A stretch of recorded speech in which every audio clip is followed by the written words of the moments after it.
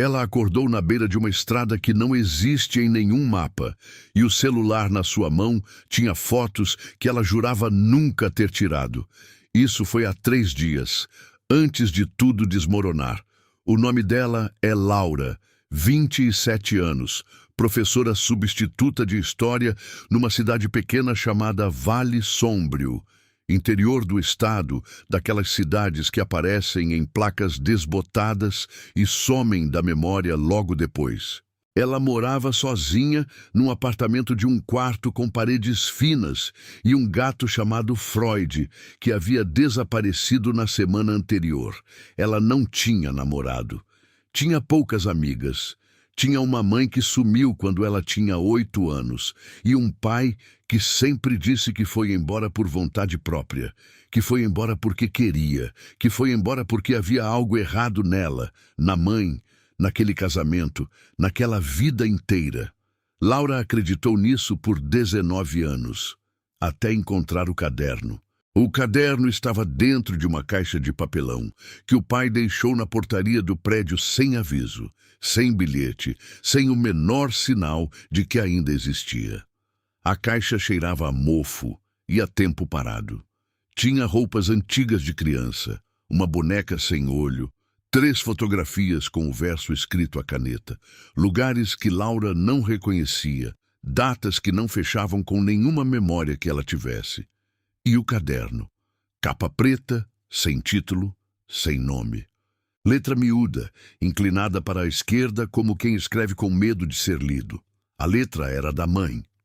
Laura sentou no chão da cozinha e leu sem parar, sem respirar direito, sem perceber que o sol havia descido enquanto ela virava as páginas. A mãe escrevia como alguém que sabia que o tempo estava acabando, frases cortadas no meio. Palavras riscadas com tanta força que o papel rasgou em alguns trechos. Referências a um lugar chamado Casa Branca. Não a residência presidencial, mas algo local. Algo em Vale Sombrio. Algo que a mãe descrevia como o lugar onde eles fazem o que não tem nome. Havia menção a experimentos. Havia menção a crianças. Havia, numa página que Laura leu 4 vezes seguidas, o seguinte parágrafo. Eles dizem que ela é especial. Dizem que o que ela faz não é voluntário, que é involuntário, que ela não controla. Mas eu vi. Eu vi o que acontece quando ela fica com medo. Eu vi o que acontece quando eu grito. E agora entendo porque o Dr. Renato sorri daquele jeito quando olha para ela. Ele não está cuidando dela, ele está estudando ela. E eu preciso tirá-la daqui antes que o experimento termine. Porque quando termina, eles não precisam mais da mãe. Laura fechou o caderno, abriu de novo, releu o trecho. O Dr. Renato. Ela conhecia um Renato. Renato Carvalho, amigo de infância que havia reaparecido na sua vida há 2 meses, coincidentemente, logo depois que o gato desapareceu, logo depois que ela começou a ter os sonhos, logo depois que ela começou a acordar em lugares que não se lembrava de ter ido.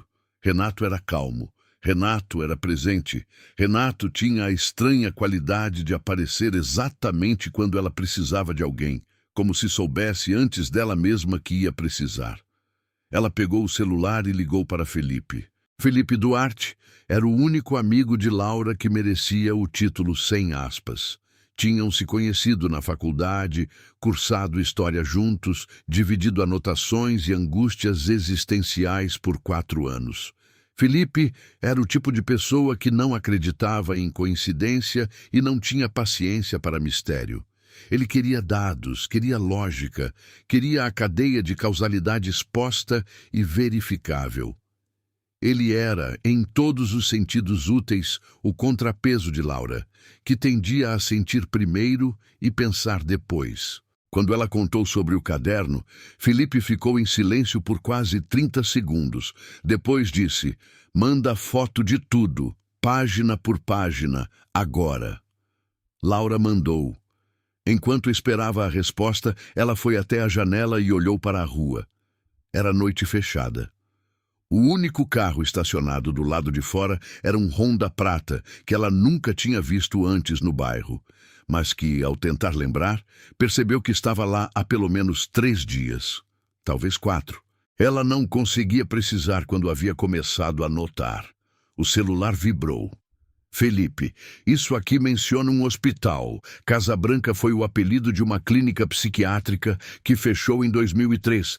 Fica a 40 minutos de Vale Sombrio. Laura, seu nome aparece aqui. Não o da sua mãe, o seu. Eles foram no dia seguinte. Renato insistiu em ir junto. Soube da viagem de alguma forma que Laura não soube explicar depois, quando tentou reconstruir a conversa. Ela havia ligado para Felipe. Não havia ligado para Renato. Mas quando saiu do prédio com a mochila e o caderno dentro de um saco plástico para preservar as digitais, uma precaução que Felipe havia sugerido, metódico até nos momentos de crise, Renato estava lá, apoiado no carro, como se tivesse sido convidado. Como você sabia? Ela perguntou. Você me mandou mensagem. Ela checou o celular. Havia uma mensagem enviada para Renato às 23h47, enquanto ela estava dormindo. Vamos amanhã, cedo. Laura olhou para a mensagem por um longo tempo. Depois, entrou no carro. O trajeto foi silencioso, exceto por Felipe, que fez perguntas o tempo todo. Sobre o caderno, sobre a clínica, sobre o que exatamente a mãe havia escrito sobre Renato. Renato dirigia sem expressar nada. Não respondeu nenhuma das perguntas de Felipe diretamente. Desviava com precisão cirúrgica, oferecendo respostas que pareciam respostas, mas não continham informação nenhuma. Laura notou. Guardou para si. Continuou olhando pela janela, para a paisagem que ficava mais esparsa, mais silenciosa, mais sem nome à medida que se afastavam da cidade. A clínica estava no fim de uma estrada de terra que não tinha placa. Renato virou sem hesitar, sem consultar o GPS, sem perguntar se era ali. Ele sabia onde ficava. O prédio era menor do que Laura havia imaginado. 2 andares, paredes descascando, janelas tapadas com compensado de madeira que o tempo havia escurecido até ficar quase preto. A vegetação havia tomado conta da entrada de um jeito que sugeria abandono súbito, não gradual, não planejado, mas abrupto, como se as pessoas tivessem saído num único dia e não voltado. Havia um balanço enferrujado no que havia sido um pátio. Havia desenhos nas paredes externas, feitos em altura de criança, em tinta azul, que havia desbotado, mas não sumido completamente. Felipe fotografou tudo. Renato ficou parado na entrada por um momento, olhando para o prédio com uma expressão que Laura descreveria depois como reconhecimento, não curiosidade. Como quem volta a um lugar, não como quem chega a um pela primeira vez. Dentro, o cheiro era de umidade e de algo mais difícil de nomear. Papéis se decompunham nas prateleiras, cadeiras plásticas empilhadas no corredor. Um quadro negro num quarto pequeno, que devia ter sido sala de aula, com a frase "Hoje eu me lembro de", escrita em giz branco, nunca apagada, permanente de um jeito que giz não deveria ser. Foi Laura quem encontrou o gravador. Estava num gaveta de metal enferrujada, num quarto no fundo do 2º andar. O quarto tinha a cama ainda armada, com lençol puído dobrado sobre o colchão nu, como se esperasse alguém. Havia fotos na parede, e Laura levou um segundo para reconhecer a mulher nas fotos, porque ela era mais jovem do que qualquer imagem que Laura possuía, mas era inconfundível. Era a mãe. O gravador era analógico, a bateria morta. Felipe tinha um carregador universal na mochila, porque Felipe tinha tudo na mochila. Esperaram 3 minutos. Apertaram play. A voz que saiu era clara demais para uma fita tão velha. Como se a gravação tivesse sido feita para durar, para ser encontrada, para ser entendida na ordem certa e no momento certo.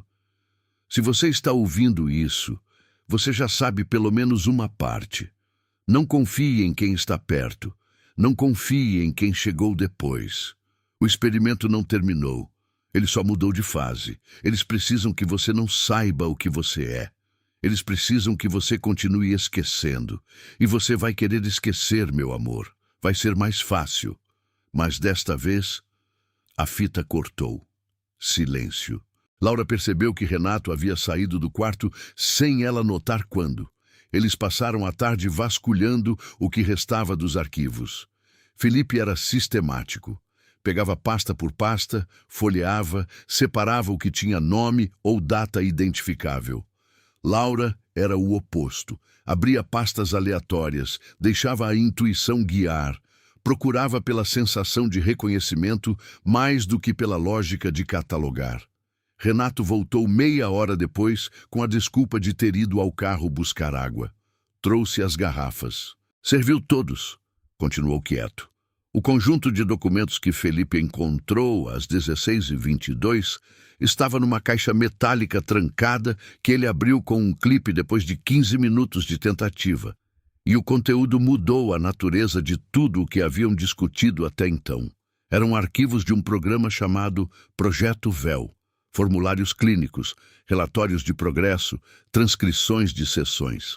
O objetivo declarado na primeira página, em linguagem burocrática e cuidadosamente neutra, era o seguinte: mapear e compreender a capacidade de dissociação mnêmica espontânea em sujeitos pré-selecionados, com potencial aplicação em tratamento de trauma severo.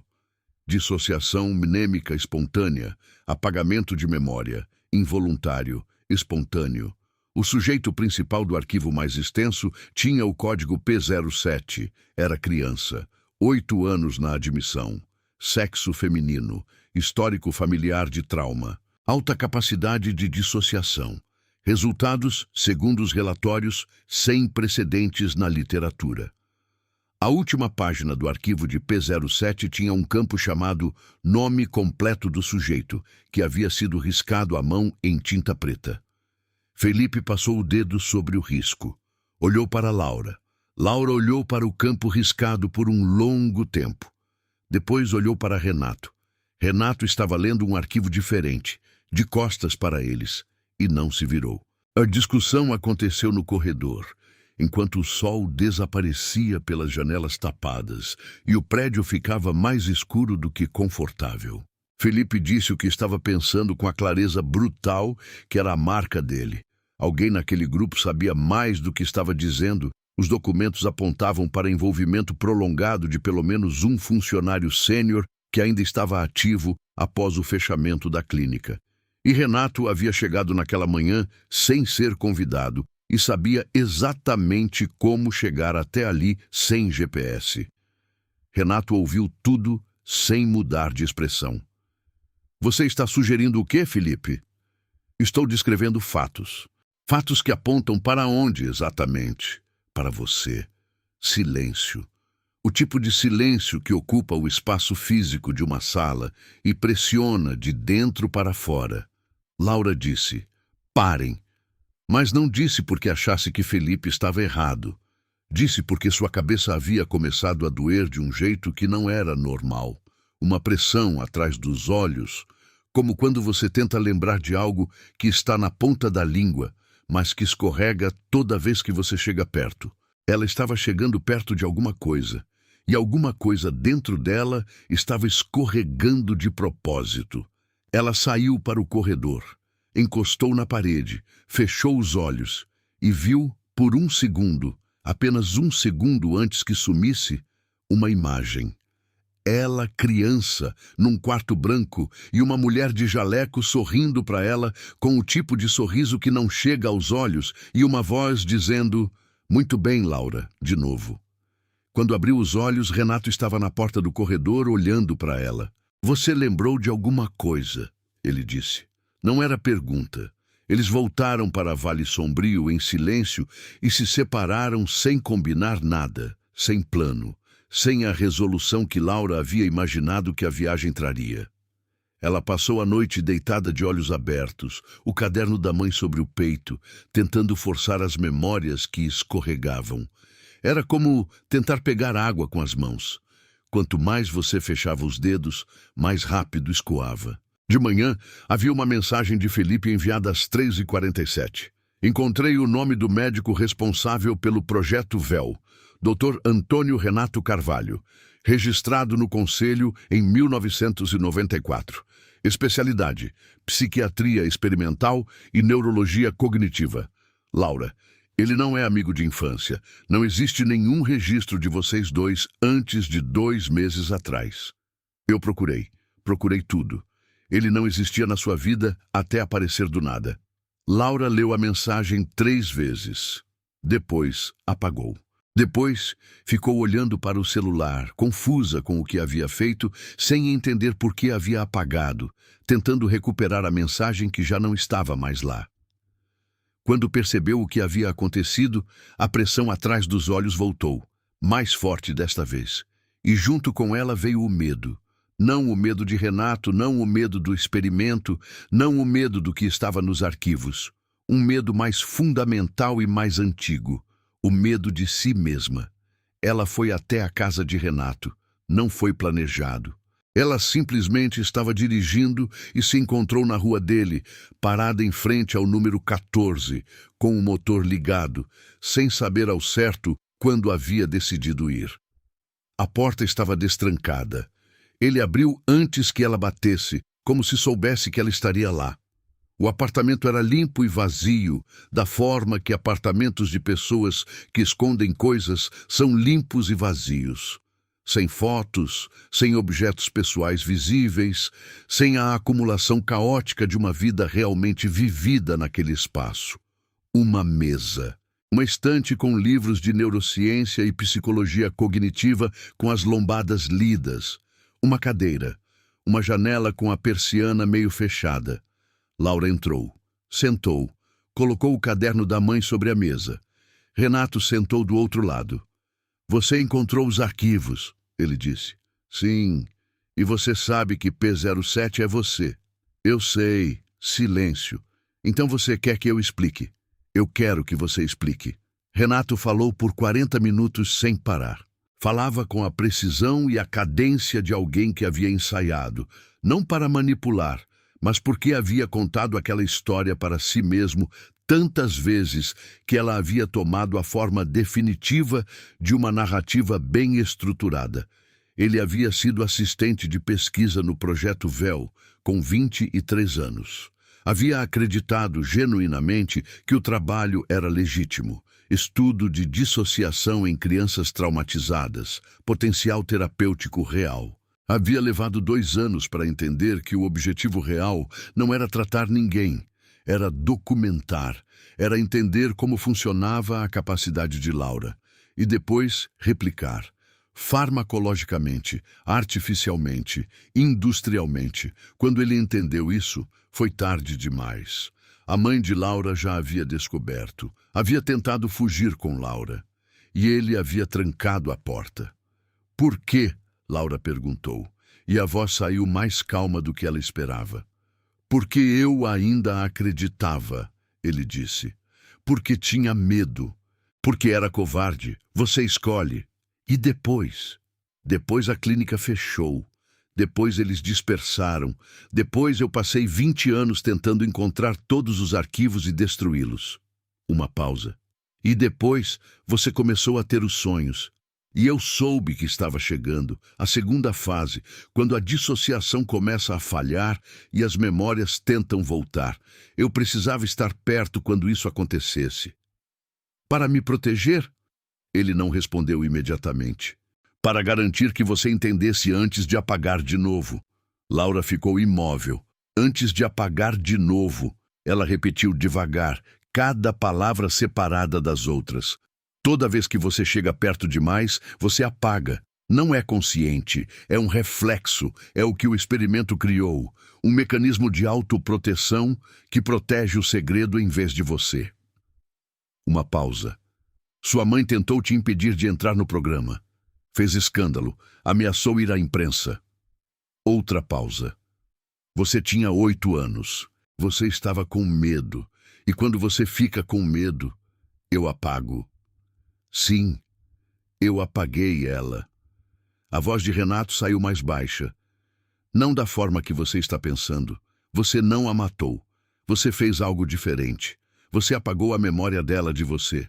E por algum mecanismo que nenhum de nós jamais entendeu completamente, isso se propagou. As pessoas que a conheciam começaram a esquecer. Os registros começaram a sumir. Ela passou a existir sem que ninguém soubesse que existia. Uma pausa muito longa. Ela ainda existe, Laura. Mas não há ninguém no mundo que se lembre dela, exceto eu. Exceto você, por causa do caderno. Ela deixou o caderno como âncora. Uma memória física, concreta, que sua mente não consegue apagar porque ela existe fora de você. Enquanto você tiver o caderno, Laura olhou para o caderno sobre a mesa. Depois olhou para as próprias mãos. Depois olhou para Renato. E Renato, pela primeira vez desde que ela o conhecia, pareceu com medo. Felipe chegou 40 minutos depois, chamado por uma mensagem que Laura havia enviado com o endereço. Ele entrou no apartamento, leu a expressão de Renato, leu a expressão de Laura e ficou parado na porta com a mochila ainda nas costas, processando.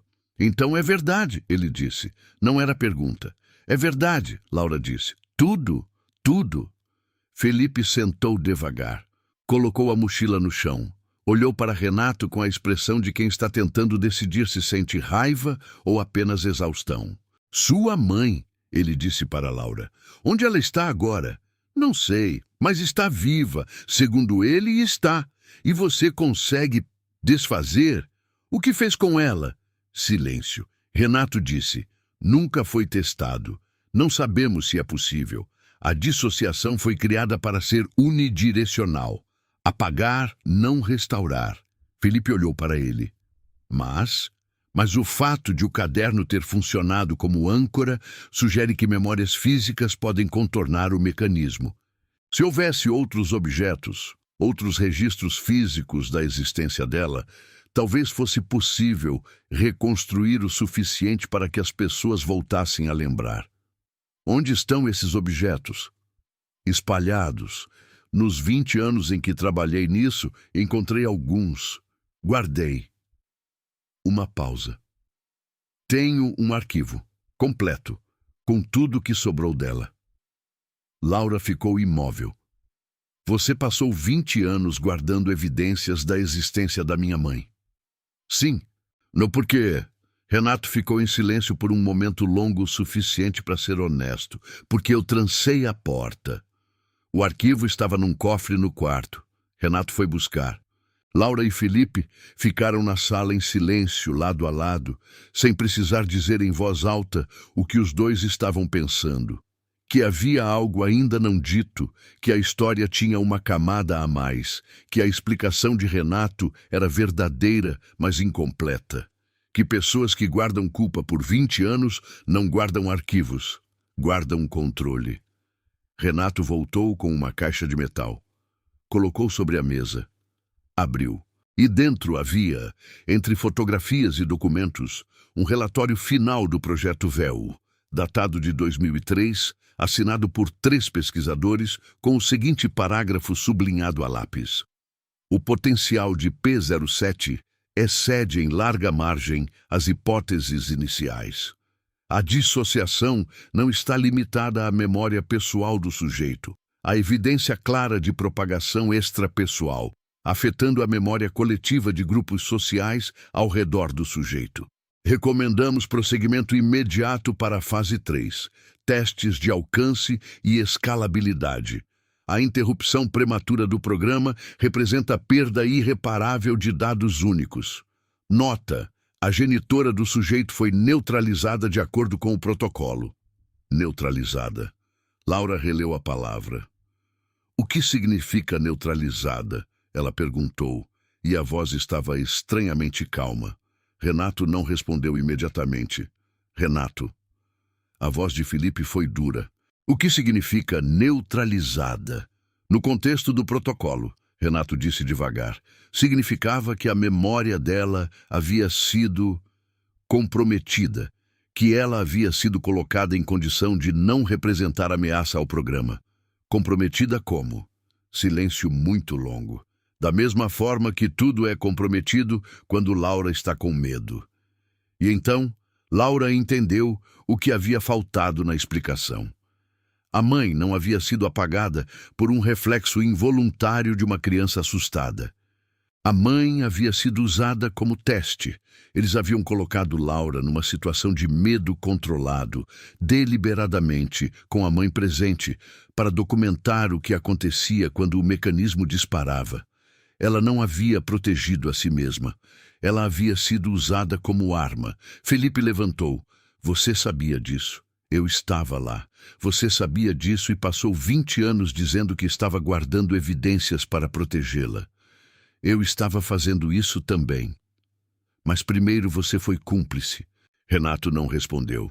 Não havia resposta que mudasse a ordem dos fatos. Laura olhou para o caderno, olhou para o arquivo, olhou para as mãos. Sentiu a pressão atrás dos olhos. Familiar, agora, reconhecível. O aviso de que estava chegando perto demais de algo que o mecanismo não queria que ela soubesse. Desta vez, ela reconheceu. Desta vez, ela ficou imóvel no medo, em vez de deixar o medo guiá-la. Onde está minha mãe? Ela perguntou. Numa cidade a 200 quilômetros daqui.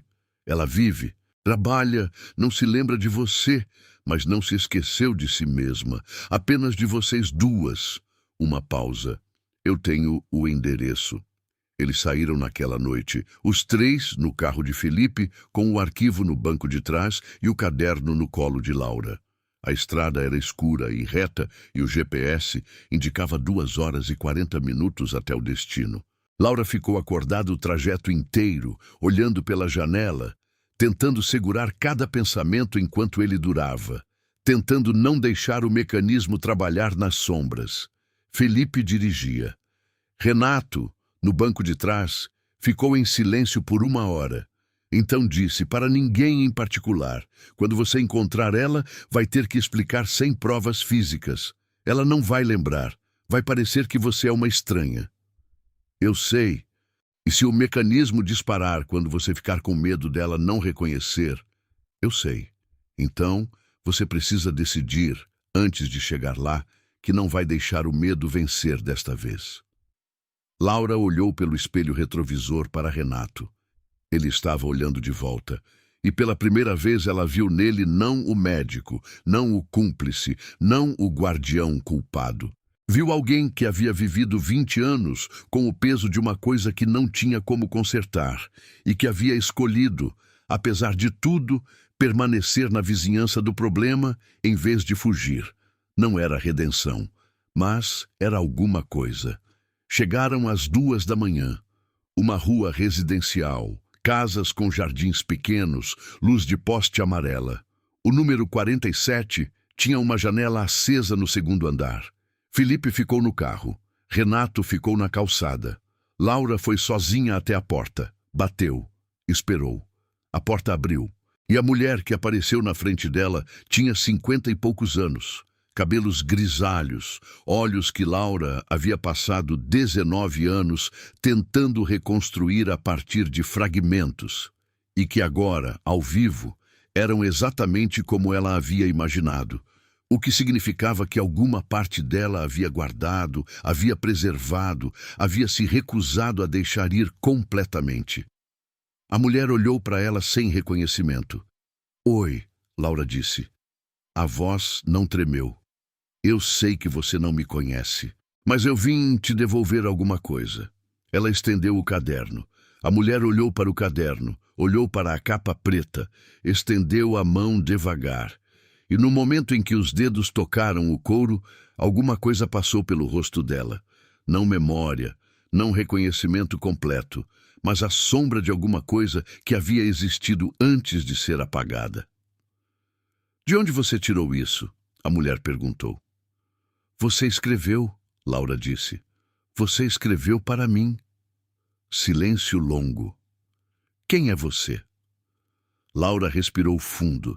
Sentiu a pressão atrás dos olhos. Reconheceu. Ficou imóvel. Sou sua filha. O que aconteceu depois demorou horas e não tem como ser resumido em poucas frases, porque não foi uma revelação dramática.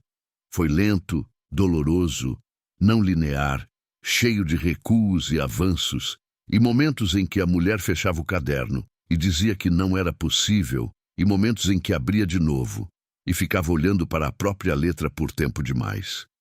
Felipe entrou eventualmente. Renato entrou por último, ficou na porta, não disse nada. A memória não voltou completamente. Talvez nunca volte. Mas a mulher, às 5 da manhã, com o caderno no colo e uma xícara de chá frio na mão, disse: "Eu sempre soube que tinha esquecido alguma coisa importante. Fazia anos que eu acordava com essa sensação." Uma pausa. Não sabia que era uma pessoa. Laura ficou olhando para ela. Guardou tudo. Não apagou. Na semana seguinte, Laura procurou o endereço dos outros pesquisadores listados no relatório final. 2 haviam morrido. 1 havia emigrado. O quarto estava em Vale Sombrio. Havia estado em Vale Sombrio o tempo todo, aposentado, anônimo, sem o menor sinal de que carregava o que carregava. Ela não foi atrás dele ainda. Ela foi atrás de outra coisa primeiro. Os outros sujeitos do Projeto Véu. Havia 6 antes dela, P01 a P06. Os arquivos de 5 deles tinham notas de encerramento, experimento interrompido, sujeito transferido, dados inconclusivos. O arquivo do 6º, P06, tinha apenas uma nota escrita à mão, diferente da letra burocrática de todo o restante. Sujeito demonstrou capacidade análoga a P07, porém com vetor oposto. Em vez de apagar, P06 preserva. Memórias que deveriam se dissolver permanecem intactas e se propagam para outros. Localização atual. Desconhecida. Recomenda-se cautela. Laura releu a última frase. Recomenda-se cautela. Ela fechou o arquivo, olhou pela janela do apartamento. O Honda prata não estava mais lá. Havia um carro diferente, cinza, não prata. Modelo diferente. Ela não havia visto antes. Ou havia visto e havia esquecido. Ou havia alguém que não queria que ela lembrasse.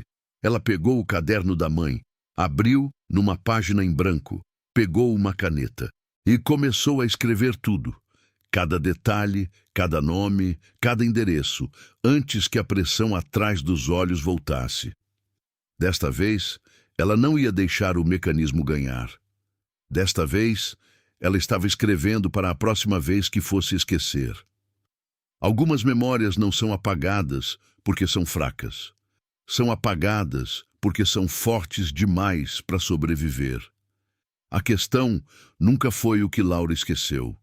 A questão é o que ela lembra quando ninguém está olhando.